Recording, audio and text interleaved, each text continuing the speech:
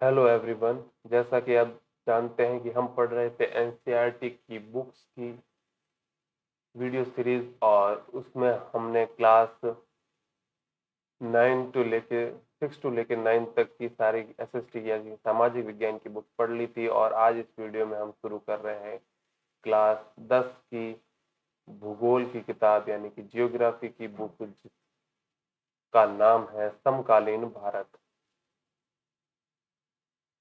समकालीन Bharat second first समकालीन Bharat first, जो क्लास 9th में थी, और इस समकालीन भारत सेकेंड है जो है क्लास 10 में, जिसका पहला अध्याय हम इस वीडियो से शुरू करेंगे, जिसका नाम है संसाधन एवं विकास। क्या आप उन वस्तुओं का नाम बता सकते हैं जो गांव और शहरों में हमारे जीवन को आराम पहुंचाते हैं? ऐसी वस्तुओं की एक सूची तैयार करें और उनको बनाने में प्रयोग होने वाले पदार्थों का नाम बताएं। हमारे पर्यावरण में उपलब्ध प्रत्येक वस्तु जो हमारी आवश्यकताओं को पूरा करने में प्रयुक्त की जा सकती है और जिसको बनाने में प्रौद्योगिकी उपलब्ध है, जो आर्थिक रूप से संभाव्य और सांस्कृतिक रूप से मान्य है, एक संसाधन है। हमारे पर्यावरण में उपलब्ध वस्तुओं संस्थाओं का निर्माण करते हैं। क्या आप भी अन्य बहुत से लोगों की तरह संसाधनों को प्राकृतिक उपहार समझते हैं? ऐसा नहीं है। संसाधन मानवीय क्रियाओं का परिणाम है। मानव स्वयं संसाधनों का महत्वपूर्ण हिस्सा है। वे पर्यावरण में पाए जाने वाले पदार्थों को संसाधनों में परिवर्तन करते हैं तथा उन्हें प्रयोग करते हैं। इन संसाधनों का वर्गीकरण निम्न प्रकार से किया जा सकता है। उत्पत्ति के आधार पर करें इनका वर्गीकरण, तो वो हो सकता है जैव या अजैव, यानी कि जीवित चीज या अजीवित चीज। फिर है समाप्ता, यानी कि उनकी जो मात्रा है वो समाप्ति है असमाप्ति, उसके हिसाब से देखें तो वो है नवीनीकरण योग्य और अनवीनीकरण योग्य। फिर है स्वामित्व के आधार पर, यानी कि व्यक्तिगत, सामुदायिक और राष्ट्रीय और अंतर्राष्ट्रीय। और विकास के स्तर के आधार पर देखें तो वो है संभावी, विकसित और विकसित भंडार और संचित कोष।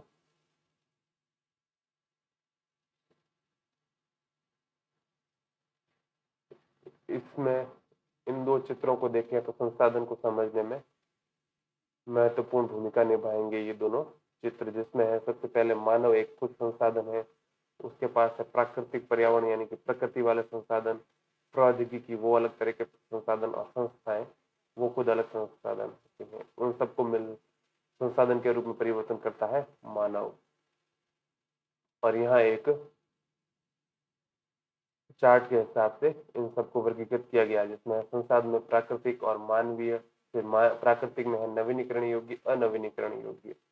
और इसमें संरचनाएं एवं संस्थाएं, मात्रा एवं गुणवत्ता। फिर इसमें है सतत, नवीनीकरण में होते हैं सतत अथवा प्रवाह, जैसे पवन, जल, ये हो गया। और नवीनीकरण में और हो गया जैव, यानी कि प्राकृतिक, वनस्पति, वन्य जीव, ये सब नवीनीकरण, यानी कि इनको ये एक बार खत्म होंगे और बढ़ जाएंगे। अनवीनीकरण जिनको वापस नहीं होता है, यानी कि पुनः चक्रण चक्रिय जैसे होगी धातु, यानी अचक्रिय जैसे जीवाश्म ईंधन। फिर है क्रियाकलाप, प्रत्येक संवर्ग में कम से कम दो संसाधनों को पहचान करिए। संसाधनों के प्रकार अब यहाँ से हम विस्तृत रूप से समझते हैं। पहला था उत्पत्ति के आधार पर, तो उसमें उत्पत्ति के आधार पर में सबसे पहला पॉइंट था उत्पत्ति के आधार पर देखें तो पहला से पहला आता है जैव संसाधन, जो उत्पत्ति के आधार पर वर्गीकृत है। इस संसाधन की प्राप्ति जीवमंडल से होती है और इसमें जीवन यापन है, जैसे मनुष्य, वनस्पति जात, प्राणी जात, मनुष्य जीवन, पशुधन आदि। फिर है अजैविक संसाधन, वे सारे संसाधन जो निर्जीव वस्तुओं से बने हैं, जैसे अजैव संसाधन कहलाते हैं, अर्थात चट्टाने और धातुएं। फिर है समाप्ति के आधार पर देखें तो वो है नवीनीकरण योग्य संसाधन, वे संसाधन जिन्हें भौतिक, रासायनिक या यांत्रिक प्रक्रियाओं द्वारा नवीनीकृत या उत्पन्न किया जा सकता है, उन्हें नवीनीकरण योग्य अथवा पुनः पूर्ति योग्य संसाधन कहा जाता है। उदाहरण अर्थ सौर तथा पवन ऊर्जा, जल व व वन्य जीवन, इन संसाधनों को सतत अथवा प्रवाह संसाधनों में विभाजित किया गया है। फिर है अनवीनीकरण योग्य संसाधन। इन संसाधनों का विकास एक लंबे भूवैज्ञानिक तरह अंतराल से होता है। खनिज और जीवाश्म ईंधन इस प्रकार के संसाधनों के उदाहरण हैं। इनके बनने में लाखों वर्ष लग जाते हैं। इनमें से कुछ संसाधन जैसे धातुएं पुनर्चक्रित हैं और कुछ संसाधन जैसे जीवाश्म ईंधन अचक्रीय हैं। वह एक बार के प्रयोग के साथ ही खत्म हो जाते हैं। फिर है स्वामित्व के आधार पर। स्वामित्व के आधार पर सबसे पहले है व्यक्तिगत संसाधन। संसाधन निजी व्यक्तियों के स्वामित्व में भी होते हैं। बहुत से किसानों के पास सरकार द्वारा आवंटित भूमि होती है, जिसके बदले वे सरकार को लगान चुकाते हैं। गांव में बहुत से लोग भूमि के स्वामी भी होते हैं और बहुत से लोग भूमिहीन होते हैं।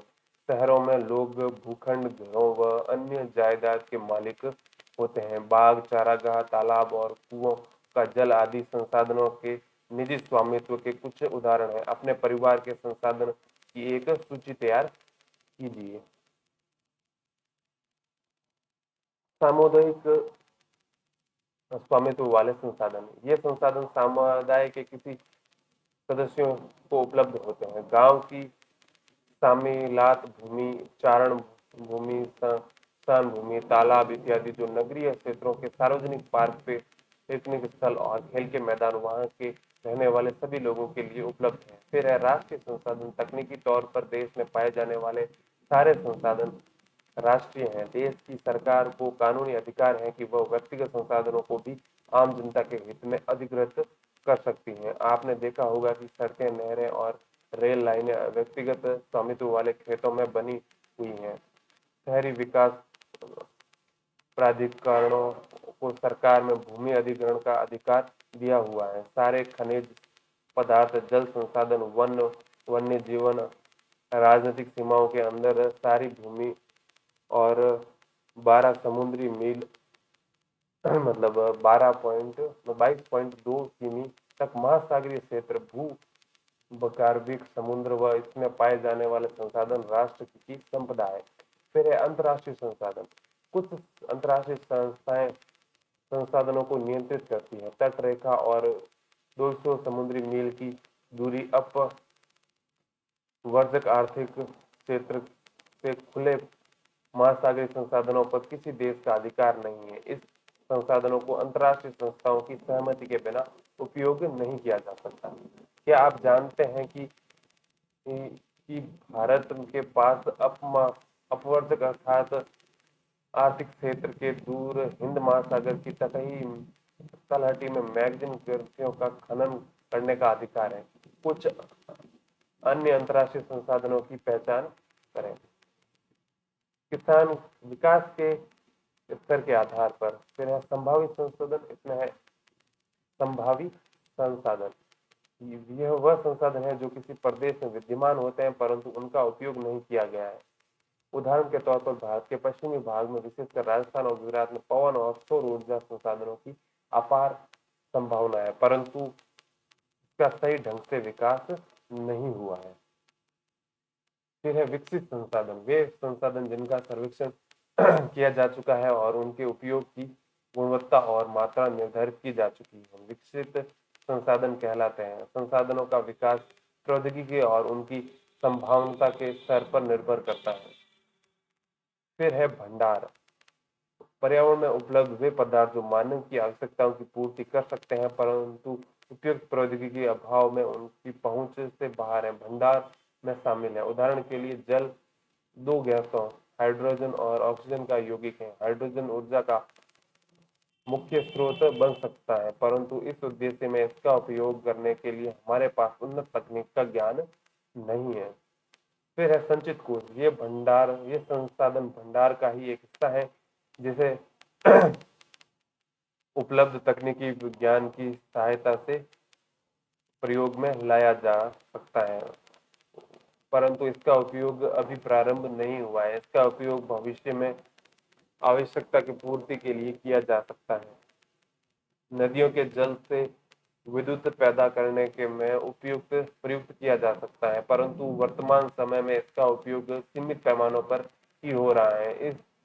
इन प्रकार बांधों में जल, वन आदि संचित कोष हैं जिसका उपयोग भविष्य में किया जा सकता है।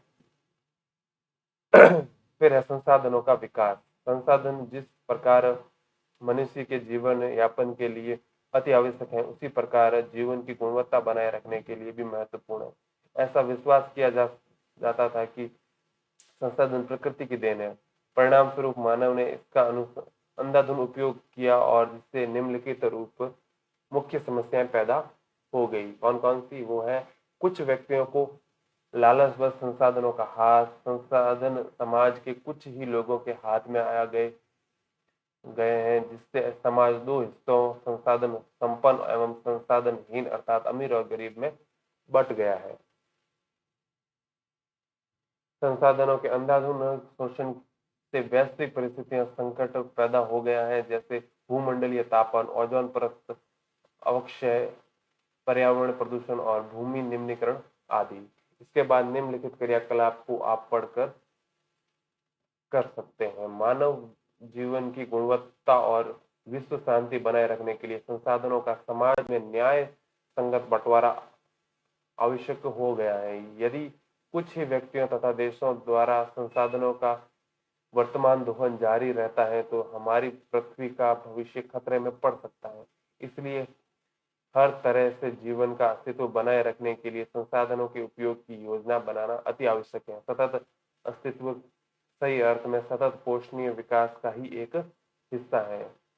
यह है सतत पोषणीय विकास। सतत पोषणीय आर्थिक विकास का अर्थ है कि विकास पर्यावरण को बिना नुकसान पहुंचाए और वर्तमान विकास की प्रक्रिया भविष्य की पीढ़ियों की आवश्यकता की अवहेलना न करे।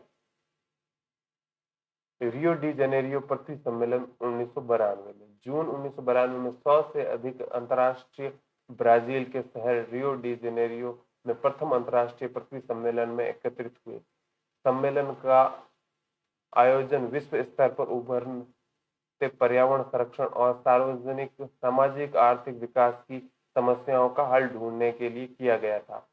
इस सम्मेलन में एकत्रित नेताओं ने भूमंडलीय जलवायु परिवर्तन और जैविक विविधता पर एक घोषणा पत्र पर हस्ताक्षर किया। रियो सम्मेलन में भूमंडलीय वन सिद्धांतों फॉरेस्ट प्रिंसिपल्स पर सहमति जताई और 21वीं शताब्दी में सतत पोषणीय विकास के लिए एजेंडा 21 को स्वीकृति प्रदान की।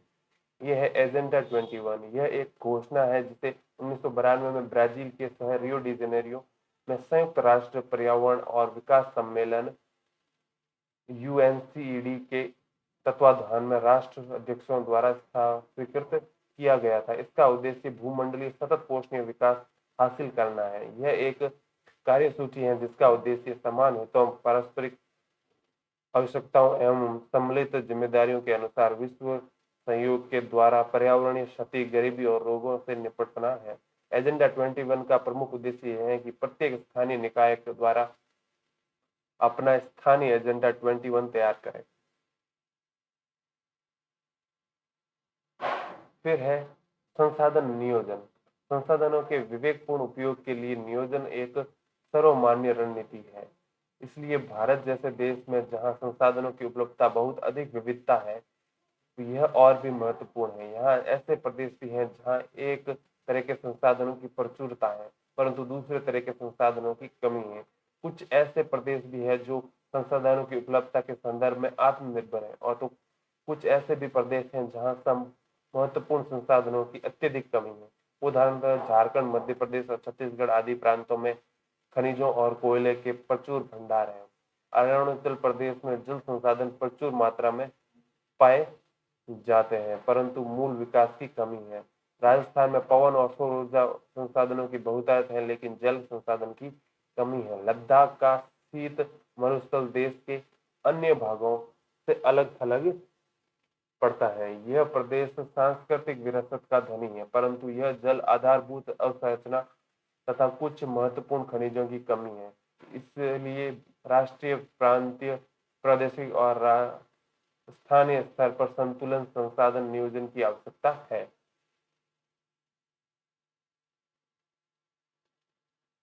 भारत में संसाधन नियोजन एक जटिल प्रक्रिया है जिसमें निम्नलिखित सोपान है। पहला है देश के विभिन्न प्रदेशों में संसाधनों की पहचान कर उनकी तालिका बनाना। इस कार्य में क्षेत्रीय सर्वेक्षण मानचित्र बनाना और संसाधनों का गुणवात्मक एवं मात्रात्मक अनुपात बनाना, लगाना व मापन करना है। दूसरा है संसाधन विकास योजनाएं लागू करने के लिए उपयुक्त प्रौद्योगिकी कौशल और संस्थागत नियोजन ढांचा तैयार करना। तीसरा है संसाधन विकास परियोजनाओं और राष्ट्रीय विकास योजना में समन्वय स्थापित करना। स्वाधीनता के बाद भारत के संसाधन नियोजन के उद्देश्य की पूर्ति के लिए प्रथम पंचवर्षीय योजना से ही प्रयास किए गए हैं। किसी क्षेत्र के विकास के लिए संसाधनों की उपलब्धता एक आवश्यक शर्त है, परंतु प्रौद्योगिकी और संस्थाओं में तदनुरूपी परिवर्तनों के अभाव में मात्र संसाधनों की उपलब्धता से ही विकास संभव नहीं है। देश में बहुत से क्षेत्र हैं जो संसाधन समृद्ध होते हुए भी आर्थिक रूप से पिछड़े प्रदेशों की गिनती में आते हैं। इसके विपरीत कुछ ऐसे प्रदेश भी हैं जो संसाधनों की कमी होते हुए भी आर्थिक रूप से विकसित हैं। क्या आप संसाधन संपन्न परंतु आर्थिक रूप से पिछड़े और संसाधन विहीन परंतु आर्थिक रूप से विकसित प्रदेशों के नाम बता सकते हैं? ऐसी परिस्थिति होने के कारण बताइए। फिर आगे है कि उपनिवेश का इतिहास हमें बताता है कि उपनिवेशों में संसाधन संपन्न प्रदेश विदेशी आक्रमणकारियों के लिए मुख्य आकर्षण रहे हैं। उपनिवेशकारी देशों के बेहतर प्रौद्योगिकी के सहारे उपनिवेशों के संसाधनों का शोषण किया तथा उन पर अपना आधिपत्य स्थापित किया। अतः संसाधन किसी प्रदेश की विकास में तभी योगदान दे सकते हैं जब वहां प्रयुक्त प्रौद्योगिकी विकास और संस्थागत परिवर्तन किए जाएं। उपनिवेश के विभिन्न चरणों में भारत ने इन सब का अनुभव किया है। अतः भारत में विकास सामान्यतः तथा संसाधन विकास लोगों के प्रमुख संसाधनों की उपलब्धता पर भी निर्भर नहीं था, बल्कि इसमें प्रौद्योगिकी, मानव संसाधन की गुणवत्ता और ऐतिहासिक अनुभव का भी योगदान रहा है।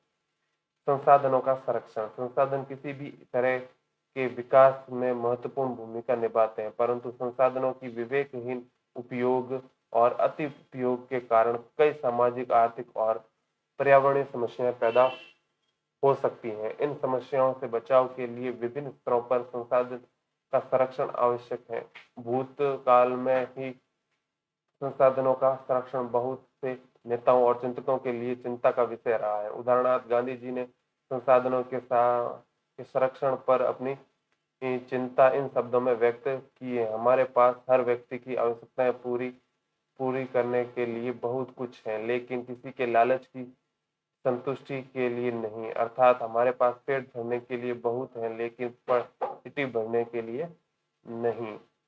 उनके अनुसार विश्व स्तर का संसाधन ह्रास के लिए लालची और स्वार्थी व्यक्ति तथा आधुनिक प्रौद्योगिकी की अवशोषणात्मक प्रवृत्ति जिम्मेदार है। वे अत्यधिक उत्पादन के विरुद्ध थे और अपने साथ स्थान पर अधिक बड़े समुदाय द्वारा उत्पादन के पक्षधर थे। अंतर्राष्ट्रीय स्तर पर व्यवस्थित तरीके से संसाधन संरक्षण की वकालत 1968 में क्लब ऑफ रोम ने की। तत्पश्चात 1994 में सुमेसर ने अपनी पुस्तक स्माइल इज ब्यूटीफुल में इन विषय पर गांधी जी के दर्शन की एक बार फिर से पुनरावृत्ति की है। 1987 में ब्रुटलैंड आयोग रिपोर्ट द्वारा वैश्विक स्तर पर संसाधन संरक्षण के मूलाधार योगदान दिया गया। इस रिपोर्ट के सतत पोषणीय विकास की संकल्पना प्रस्तुत की और संसाधन संरक्षण की वकालत की। इस रिपोर्ट के बाद हमारा साझा भविष्य, आवर कॉमन फ्यूचर शीर्षक पुस्तक में के रूप में प्रकाशित हुए। इस संदर्भ में एक और महत्वपूर्ण योगदान रियो डे जेनेरियो, ब्राजील में 1992 में आयोजित प्रति सम्मेलन द्वारा किया गया। फिर है भू संसाधन। हम भूमि पर रहते हैं, इसी पर अनेक आर्थिक क्रियाकलाप करते हैं और विभिन्न रूपों में इसका उपयोग करते हैं। अतः भूमि एक बहुत महत्वपूर्ण प्राकृतिक संसाधन है। प्राकृतिक वनस्पति, वन्य जीवन, मानव जीवन, आर्थिक क्रियाएं, परिवहन तथा संचार व्यवस्थाएं भूमि पर ही आधारित है। परंतु भूमि एक सीमित संसाधन है, इसलिए उपलब्ध भूमि का विभिन्न उद्देश्यों के लिए उपयोग सावधानी और योजनाबद्ध तरीके से होना चाहिए। भारत में भूमि पर विभिन्न प्रकार की भू आकृतियां जैसे पर्वत, पठार, मैदान और द्वीप पाए जाते हैं। लगभग 43% भू क्षेत्र मैदान है, जो कृषि और उद्योग के विकास के लिए सुविधाजनक है। पर्वत पूरे भू क्षेत्र के 30% भाग पर विस्तृत है। यह कुछ बारहमासी नदियों के प्रवाह को सुनिश्चित करते हैं। पर्यटन विकास के लिए अनुकूल परिस्थितियां प्रदान करते हैं और परिस्थिति के लिए महत्वपूर्ण है। देश के क्षेत्रफल का लगभग 27% हिस्सा पठारी क्षेत्र है। इस क्षेत्र में खनिजों, जीवाश्म ईंधन और वनों का अपार संचय कोष है। ये है मुख्य भू आकृतियों में अंतर्गत क्षेत्र, जिसमें ये है पठार 27% भाग पे है, 43% भाग पे मैदान है और 30% भाग पे पर्वत स्थित है। फिर है सामान्य भू उपयोग संवर्ग 1960-61 में और सामान्य भूवर्ग संवर्ग 14-15 का दोनों का आंकड़े दिए गए हैं, उसको आप कंपैरिजन कर सकते हैं। 100% में सबका अलग अलग कितना कितना प्रतिशत है वो यहाँ दिया गया है। जो 60 की बात करें तो ये वन इतने प्रतिशत थे, अब ये बढ़ गए हैं। और बंजर भूमि भी घटी है। फिर गैर कृषि परियोजनाओं के लिए भूमि वो भी बढ़ी है। और कुल मिला के जो 46.26 ये वाला भाग है, ये है शुद्ध निर्बल बोया गया क्षेत्र, जो कि लगभग समान क्षेत्र पर ही उपलब्ध है। और बाकी भी चरवाई ये चीजें लगभग समान या थोड़ी घट बढ़ के आप इनका कंपैरिजन कर सकते हैं। फिर है भू उपयोग। भू संसाधनों का उपयोग निम्नलिखित उद्देश्यों से किया जाता है। पहला है वन, दूसरा है कृषि के लिए उपलब्ध भूमि। कृषि के लिए इसमें है बंजर तथा कृषि अयोग्य भूमि और गैर कृषि प्रयोजनों में लगाई गई भूमि जैसे इमारतें, सड़क और उद्योग इत्यादि। फिर है प्रति भूमि में अतिरिक्त अन्य कृषि अयोग्य भूमि जो है स्थायी चरावाह है या अन्य गोचर भूमि, विविध वर्षों वन फसलों तथा उपवनों के अधीन भूमि जो शुद्ध बोए गए क्षेत्र में शामिल नहीं है। कृषि योग्य बंजर भूमि जहाँ 5 से अधिक वर्षों से खेती न की गई हो। फिर है प्रति भूमि, वर्तमान प्रति, जहाँ एक कृषि वर्ष या उससे कम वर्ष के लिए खेती न की गई हो। और दूसरी है वर्तमान प्रतिभूमि, के अतिरिक्त अन्य प्रतिभूमि का पुरातन प्रति, जहाँ 1 से 5 वर्ष में खेती न की गई हो। शुद्ध और निवल बोया गया क्षेत्र, एक कृषि वर्ष में एक बार से अधिक बोए गए क्षेत्र को शुद्ध निर्वह बोए गए क्षेत्र में जोड़ दिया जाता है, वो सकल कृषित क्षेत्र कहलाता है। फिर है भारत में भू उपयोग प्रारूप। भू उपयोग को निम्नलिखित निर्धारित करने वाले तत्वों में भौतिक कारक और भू आकृति, जलवायु और मृदा के प्रकार तथा मानवीय कारक जैसे जनसंख्या घनत्व, प्रौद्योगिकी क्षमता, संस्कृति और परंपराएं इत्यादि शामिल है। भारत का कुल भौगोलिक क्षेत्रफल 92.8 लाख वर्ग किमी है, परंतु इसके 93% भाग में ही भू उपयोग आंकड़े उपलब्ध हैं, क्योंकि पूर्वोत्तर प्रांतों में असम को छोड़कर अन्य प्रांतों में सूचित क्षेत्र के बारे में जानकारी उपलब्ध नहीं है। इसके अलावा जम्मू और कश्मीर में पाकिस्तान और चीन अधिकृत क्षेत्रों में भूमि उपयोग का सर्वेक्षण नहीं किया हुआ है। स्थायी चरवाहों में अंतर्गत भी भूमि कम हुई है। पशुधन की इतनी बड़ी संख्या के लिए चारा उपलब्ध कराने में कैसे समर्थ होंगे और इसके क्या परिणाम होंगे, वर्तमान प्रति भूमि के अतिरिक्त अन्य प्रति भूमि अनुपजाऊ है और इस पर फसलें उगाने के लिए कृषि लागत बहुत ज्यादा है। अतः इस भूमि में 2 या 3 वर्षों में इनको 1 या 2 बार बोया जाता है और यदि इसे शुद्ध निर्बल बोए गए क्षेत्र में शामिल कर लिया जाता है तब भी भारत में कुल सूचित क्षेत्र के लगभग 54% हिस्से पर ही खेती हो सकती है। शुद्ध निर्बल बोए गए क्षेत्र का प्रतिशत भी विभिन्न राज्यों में भिन्न भिन्न है। पंजाब और हरियाणा में 80% भूमि पर खेती होती है, परंतु अरुणाचल प्रदेश, मिजोरम, मणिपुर और अंडमान निकोबार द्वीप समूह में 10% से भी कम क्षेत्र बोया जाता है। हमारे देश में राष्ट्रीय वन नीति 1952 द्वारा निर्धारित वनों के अंतर्गत 33% भौगोलिक क्षेत्र वांछित है, जिसकी तुलना में वन के अंतर्गत क्षेत्र काफी कम है। वन नीति द्वारा निर्धारित यह सीमा निर्धारित पारिस्थितिक संतुलन बनाए रखने के लिए आवश्यक है। वन क्षेत्रों के पास आसपास रहने वाले लाखों लोगों की आजीविका इस पर निर्भर करती है। भू उपयोग का एक भाग बंजर भूमि और दूसरा गैर कृषि प्रौद्योगिकी के लिए लगाई गई भूमि कहलाती है। बंजर भूमि में पहाड़ी चट्टानें, सूखी और मरुस्थलीय भूमि शामिल है। गैर कृषि परियोजनाओं में लगाई भूमि में बस्तियां, सड़कें, रेल लाइन, उद्योग इत्यादि आते हैं। लंबे समय तक लगातार भूमि संरक्षण और प्रबंधन की अवहेलना करने और लगातार भू उपयोगों के कारण भू संसाधनों का निम्नीकरण हो रहा है। इसके कारण समाज में पर्यावरण पर गंभीर आपदा आ सकती है। भूमि निम्नीकरण और संरक्षण उपाय। भूमि एक ऐसा संसाधन है जिसका उपयोग हमारे पूर्वज करते आए हैं तथा भावी पीढ़ी की इसी भूमि का उपयोग करेगी।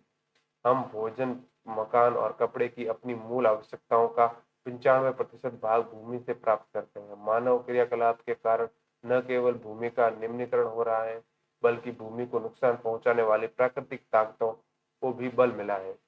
इस समय भारत में लगभग 13 करोड़ हेक्टेयर भूमि निम्नीकृत है। इसमें से लगभग 28% भूमि निम्नीकृत वनों के अंतर्गत है। 56% क्षेत्र जल अपर्दित और शेष क्षेत्र लवणीय और क्षारीय है। कुछ कुछ मानव क्रियाओं जैसे वनोन्मूलन, अति पशुचारण, खनन ने भी भूमि के निम्नीकरण के प्रमुख भूमिका निभाई है। खनन के उपरांत खदानों वाले स्थानों को गहरी खाइयों और मलबे के साथ खुला छोड़ दिया जाता है। खनन के कारण झारखंड, छत्तीसगढ़, मध्य प्रदेश और उड़ीसा जैसे राज्यों में वनोन्मूलन भूमि निम्नीकरण का कारण बना है। गुजरात, राजस्थान, मध्य प्रदेश और महाराष्ट्र में अति पशुचारण भूमि निम्नीकरण का मुख्य कारण है। पंजाब, हरियाणा, पश्चिमी उत्तर प्रदेश जैसे राज्यों में अधिक सिंचाई भूमि निम्नीकरण के लिए उत्तरदायी है। अति सिंचन से उत्पन्न जलाक्रांता की भूमि निम्नीकरण के लिए उत्तरदायी है, जिसमें मृदा की लवणीयता और क्षारीयता बढ़ जाती है। खनन प्रक्रिया से सीमेंट उद्योग में चूना पत्थर को पीसना और मृदा बर्तन उद्योग में चूने, खड़िया मृदा और सेल खड़ी के प्रयोग से बहुत अधिक मात्रा में वायुमंडल में धूल वर्जित होती है। जब इसकी परती भूमि पर जम जाती है तो मृदा की जल सोखने की प्रक्रिया अवरुद्ध हो जाती है। पिछले कुछ वर्षों से देश के विभिन्न भागों में औद्योगिक जल विकास से बाहर आने वाली अपशिष्ट पदार्थ भूमि और जल प्रदूषण का मुख्य स्रोत हैं। भूमि निम्नीकरण की समस्याओं को सुलझाने में कई तरीके हैं। वनोरोपण और चरवाहों के सूचित प्रबंधन इसमें हद तक मदद कर सकते हैं। पेड़ों की संकट मेखला, पशुचारणीय नियंत्रण और रेतीले तटों की कांटेदार झाड़ियां लगातार स्थिर बनाने की प्रक्रिया से भी भूमि कटाव की रोकथाम पशु क्षेत्रों में की जा सकती है। बंजर भूमि के उचित प्रबंधन, खनन नियंत्रण और औद्योगिक जल और परिक्रषण के पश्चात विसर्जित करके जल और भूमि प्रदूषण को कम किया जा सकता है। फिर है मृदा संसाधन। मिट्टी अथवा मृदा सबसे महत्वपूर्ण नवीनीकरण और योग्य प्राकृतिक संसाधन है। यह पौधों के लिए विकास का माध्यम है जो पृथ्वी पर विभिन्न प्रकार के जीवों का पोषण करती है। मृदा एक जीवंत तंत्र है। कुछ सेंटीमीटर गहरी मृदा में बनने में लाखों वर्ष लग जाते हैं।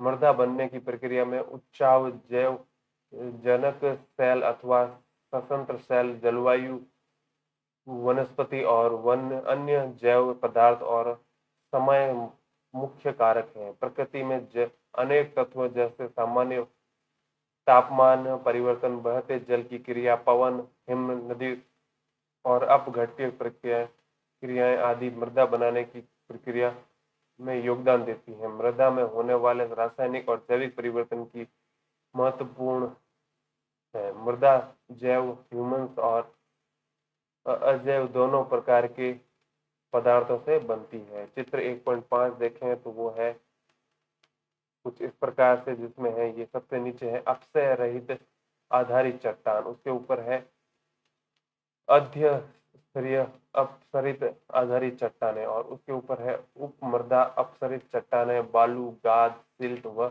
मृत्तिका और ऊपरी संयंत्र की मृदा है। ये सारा चित्र है मृदा परिच्छेदिका का। मृदा बनाने की प्रक्रिया को निर्धारित करने वाले तत्वों, इसके रंग, गहराई, गठन, आयु व रासायनिक और भौतिक गुणों के आधार पर भारत की मृदाओं को निम्नलिखित प्रकार है।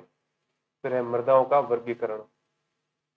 भारत में अनेक प्रकार के उच्चाव भू आकृतियां, जलवायु और वनस्पति पाई जाती हैं। इस कारण अनेक प्रकार की मृदाएं विकसित हुई हैं। उसमें है जलोढ़ मृदा। यह मृदा विस्तृत रूप से फैली हुई है और ये देश की महत्वपूर्ण मृदा है। वास्तव में महत्वपूर्ण उत्तरी मैदान जलोढ़ मृदा से बना है। यहाँ यह मृदा हिमालय की 3 महत्वपूर्ण नदी तंत्रों सिंधु, गंगा, ब्रह्मपुत्र नदियों द्वारा लाए गए निक्षेप से बनी है। एक संकरे गलियारे के द्वारा ये मृदाएं राजस्थान में गुजरात तक फैली हैं। पूर्वी तटीय मैदान, विशेषकर महानदी, गोदावरी, कृष्णा और कावेरी नदियों के डेल्टा भी जलोढ़ मृदा से बने हैं। ये चित्र है जलोढ़ मृदा का। जलोढ़ मृदा में रेत, सिल्ट और मृत्तिका के विभिन्न अनुरूप पाए जाते हैं। जैसे हम नदी के मुहाने से घाटी के ऊपर की ओर जाते हैं, मृदा के कणों का आकार बढ़ता जाता है।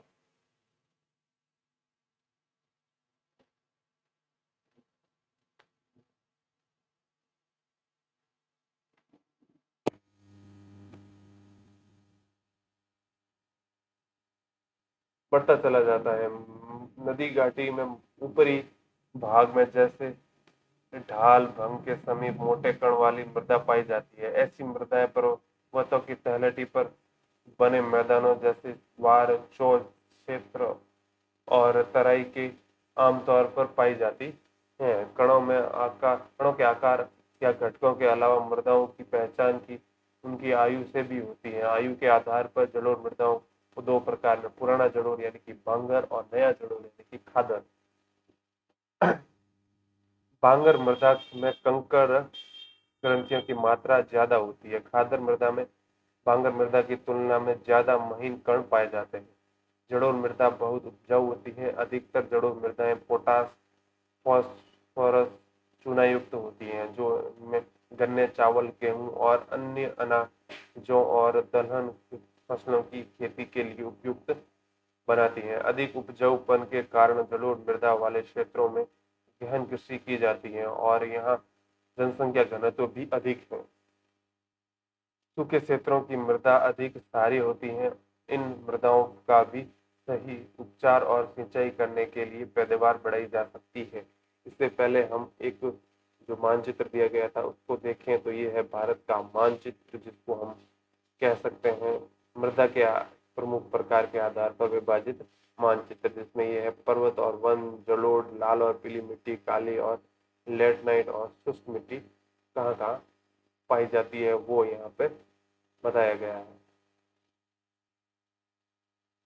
इसके आगे बढ़े तो फिर आती है अगली मिट्टी, वो है काली मृदा। इन मृदाओं का रंग काला है और इन्हें रेंगर मृदा भी कहा जाता है। काली मृदा कपास की खेती के लिए उचित समझी जाती है और काली कपास मृदा के नाम से भी जानी जाती है। यह माना जाता है कि जलवायु और जनक स्थलों में काली मृदा के बनने से महत्वपूर्ण योगदान दिया है। इस प्रकार की मृदाएं दक्कन पठार वैशाल क्षेत्र में उत्तर पश्चिम भागों में पाई जाती हैं और लावा जनक शैलों में से बनी है। ये मृदाएं महाराष्ट्र, सौराष्ट्र, मालवा, मध्य प्रदेश और छत्तीसगढ़ के पठार पर पाई जाती हैं और दक्षिणी पूर्वी दिशा में गोदावरी से और कृष्णा नदियों की घाटियों तक फैली है। काली मृदा बहुत महीन कणों अर्थात मृतिका से बनी है। इनकी नमी धारण करने की क्षमता बहुत होती है। इसके अलावा ये मृदाएं कैल्शियम कार्बोनेट, मैग्नीशियम, पोटास और चूने जैसे पोषक तत्वों से परिपूर्ण होती है, परंतु इसमें फास्फोरस की मात्रा कम होती है। गर्म और शुष्क मौसम में इन मृदाओं की गहरी दरारें पड़ जाती हैं, जिससे इनमें अच्छी तरह वायु मिश्रित हो जाती है। गीली होने पर ये मृदाएं चिपचिपी हो जाती हैं और इन पर को जोतना मुश्किल हो जाता है। इसलिए इनकी जुताई मानसून प्रारंभ होने की पहली बौछार से ही शुरू कर दी जाती है। फिर आगे है लाल और पीली मृदा। लाल मृदा दक्कन पठार में पूर्वी और दक्षिणी हिस्से में रवेदार आग्नेय चट्टानों पर कम वर्षा वाले भागों में विकसित हुई हैं। लाल और पीली मृदाएं उड़ीसा, छत्तीसगढ़, मध्य गंगा मैदानी के दक्षिणी छोर पर और पश्चिमी घाट में पहाड़ी पद पर पाई जाती हैं। इन मृदाओं का लाल रंग रवेदार आग्नेय और रूपांतरित चट्टानों के लौह धातु के प्रसार के कारण होता है। इनका पीला रंग इनमें जलोयोजन के कारण होता है। फिर है लेटराइट मृदा। लेटराइट मृदा ग्रीक भाषा के शब्द लेटर से लिया गया है, जिसका अर्थ है ईंट। लेटराइट मृदा का निर्माण उष्णकटिबंधीय तथा उपोष्णकटिबंधीय जलवायु क्षेत्रों में आर्द्र तथा शुष्क ऋतुओं के एक के बाद एक आने के कारण होता है। यह भारी वर्षा के अतिरिक्त निस्खलन का परिणाम है। लेटराइट मृदा अधिकतर गहरी तथा अम्लीय पीएच, जिसका पीएच होता है 6 से कम होता है। इसमें सामान्यतः पौधों के पोषक तत्वों की कमी होती है। यह अधिकतर दक्षिणी राज्यों, महाराष्ट्र के पश्चिमी तटीय क्षेत्रों, उड़ीसा, पश्चिम बंगाल के कुछ भागों तथा उत्तर पूर्वी प्रदेशों में पाई जाती है। यहाँ इस मिट्टी में पर्णपाती और सदाबहार वन मिलते हैं। यहाँ इसमें ह्यूमस प्राप्त रूप से पाया जाता है, लेकिन विरल वनस्पति और की अर्धशुष्क पर्यावरण में इसमें ह्यूमस की मात्रा कम पाई जाती है। स्थल रूपों पर इनकी स्थिति के अनुसार इसमें अपवर्तन तथा भूमि निम्नीकरण की संभावना होती है। मृदा संरक्षण की उचित तकनीक अपनाकर इन मृदाओं पर कर्नाटक, केरल और तमिलनाडु में चाय और कॉफी उगाई जाती है। तमिलनाडु, आंध्र प्रदेश और केरल की लाल लेटराइट मृदा काजू की फसल के लिए अधिक उपयुक्त है। फिर है मरुस्थलीय मृदा। मरुस्थलीय मृदा का रंग लाल और भूरा होता है और ये मृदाएं आमतौर पर रेतीले और लवणीय होती हैं। कुछ क्षेत्रों में नमक की मात्रा इतनी अधिक होती है कि झीलों में यह वाष्पीकृत करने के खाने का नमक भी बनाना जाता है। शुष्क जलवायु और उच्च तापमान के कारण जल वाष्प दर अधिक है और मृदाओं में ह्यूमस और नमी की मात्रा कम है। मृदा की सतह में नीचे कैल्शियम की मात्रा बढ़ती चली जाती है और नीचे की परतों में चूने की कंकड़ की सतह पाई जाती है। इसके कारण मृदा में जल अंततः स्पंदन की अवरुद्ध हो जाता है। इस मृदा को सही तरीके से संचित करके कृषि योग्य बनाया जा सकता है, जैसा कि पश्चिमी राजस्थान में हो रहा है। फिर है वन्य मृदा। ये मृदाएं आमतौर पर पहाड़ी और पर्वतीय क्षेत्रों में पाई जाती है। यहाँ पर्याप्त वर्षा वन उपलब्ध है। इन मृदाओं के गठन में पर्वतीय पर्यावरण के अनुसार बदलाव आता है। नदी घाटियों में ये मृदा दोमट और सिल्टदार होती है, परंतु ऊपरी ढालों पर इनका गठन मोटे कणों का होता है। हिमालय और हिमाचली क्षेत्रों में इन मृदाओं का बहुत अपवर्तन होता है और यह अधिशिलिक तथा ह्यूमस रहित होती है। नदी घाटियों के निचले क्षेत्रों विशेषकर नदी, सोपान और ढलानों, पंखों आदि में ये मृदाएं उपजाऊ होती है। इसके बाद आती है मृदा अपवर्धन और उसका संरक्षण।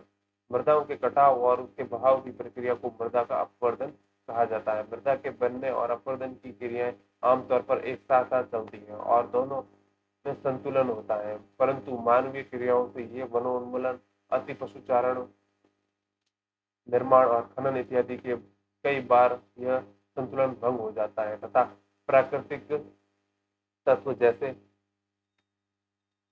पवन, हिमनाद और जल मृदा अपवर्धन करते हैं। बहता जल मुक्त मृदाओं को काटते हुए गहरी वाहिका बनाता है, जिसे अवनलिकाएं कहते हैं। ऐसी भूमि जोतने योग्य नहीं होती और इसे उत्खनन भूमि कहते हैं। चंबल बेसिन में ऐसी भूमि को खंडन भूमि कहा जाता है। कई बार जल वितरक क्षेत्र को ढके हुए ढाल के साथ नीचे की ओर बहता है। ऐसी स्थिति में इस क्षेत्र की ऊपरी मृदा घुलकर जल के साथ बह जाती है। इसे चादर अपवर्धन कहा जाता है। पवन द्वारा मैदान अथवा ढालू क्षेत्र में मृदा को उड़ा कर ले जाने की प्रक्रिया को पवन अपवर्धन कहा जाता है। कृषि के गलत तरीके से भी मृदा अपवर्धन होता है। गलत ढंग से हल चलाने, जैसे ढाल पर ऊपर से नीचे की ओर हल चलाने से वाहिकाएं बन जाती है, जिसके अंदर से जल बहता पानी आसानी से मृदा का कटाव करता है। ढाल वाली भूमि पर समोचित रेखाओं के समानांतर हल चलाने से ढाल के साथ जल बहाव की गति घटती है। इसे समोचित जुताई कहा जाता है। ढाल वाली भूमि का सोपान बनाया जा सकते हैं। सोपान कृषि अपवर्धन को नियंत्रित करती है। पश्चिमी और मध्य हिमालय में सोपान अथवा सीढ़ीदार कृषि काफी विकसित है। बड़े खेतों और पट्टियों में बांटा जा सकता है। फसलों के बीच घास की पट्टियां उगाई जाती हैं। ये पेड़ों द्वारा जनित बल और को कमजोर करती है। इन तरीकों को पट्टी कृषि कहते हैं। पेड़ों को कतारों से लगाकर रक्षक मेखला बनाना भी पवनों की गति कम करता है। इन रक्षक पट्टियों का पश्चिमी भारत में रेत के टीलों के स्थायीकरण में महत्वपूर्ण योगदान रहा है। भारत में पर्यावरण की दशा देखें तो सुखोमाजिर गांव और झबुआ जिले ने यह कर दिखाया है कि भूमि निम्नीकरण प्रक्रिया को पलटा जा सकता है। सुखोमाजरी ने वन घनत्व 1976 में 13 प्रति हेक्टेयर था, जो 1992 में बढ़कर 1272 प्रति हेक्टेयर हो गया है। पर्यावरण के पुनर्जीवन में से अधिक संसाधन उपलब्धता, कृषि और पशुपालन में सुधार, परिणाम स्वरूप आमदनी बढ़ती है और समाज में आर्थिक समृद्धि आती है। सुखोमाजरी में 1979 में से 1984 के बीच परिवारों की औसत वार्षिक आमदनी 10,000 से 15,000 रुपए थी। पर्यावरण की पुनर्व्यवस्था के लिए लोगों द्वारा इसका प्रबंधन आवश्यक है। मध्य प्रदेश सरकार के लोगों को स्वयं फैसला लेने का अधिकार दिया और वे प्रदेश की 29 लाख हेक्टेयर भूमि, भारत का लगभग 1% क्षेत्रफल, जो जल विभाजक प्रबंधन द्वारा हरा भरा बना रहे हैं। ये है एक कार्टून और इसी के साथ ही चैप्टर भी यहीं समाप्त होता है। मिलेंगे नेक्स्ट वीडियो में, तब तक के लिए धन्यवाद। Thank you.